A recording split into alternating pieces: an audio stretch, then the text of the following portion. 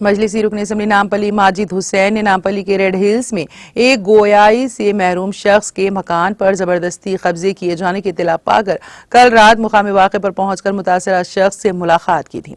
चुनाचे रुकन असम्बली माजिद हुसैन ने आज सुबह नामपल्ली पुलिस स्टेशन पहुंचकर इस सिलसिले में एक शिकायत दर्ज करवाते हुए पुलिस से मुतासरा शख्स की मदद करने पर नुमाइंदगी की थी। रुकन असम्बली माजिद हुसैन की नुमाइंदगी पर मुतासरा शख्स को इसकी मिल्कियत हवाले कर दी गई। रुकन असम्बली माजिद हुसैन ने मीडिया से बात करते हुए इस सिलसिले में तफसीलात से वाकिफ करवाया।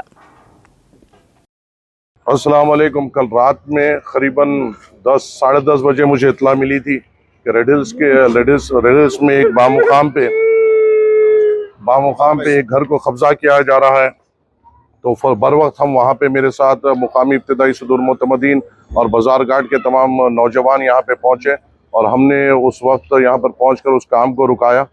और आज सुबह में हमने नामपल्ली पीएस को जाके कंप्लेंट दर्ज की और हमें ये पता चला कि कोई एविक्शन ऑर्डर के बगैर ये प्रॉपर्टी को ग्रैब करने की कोशिश की गई।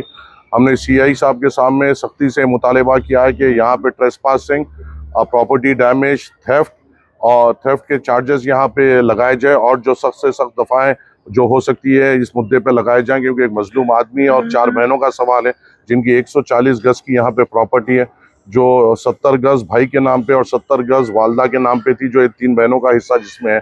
और इसको ज़बरदस्ती हत्या इसलिए गया क्योंकि यहाँ पे एक ऐसा मजलूम इंसान रहता है जो बोल नहीं सकता, जो मोहताज रहता है लोगों के सामने, और यहाँ के महल्ले के लोग उनको खाना फराहम करते हैं।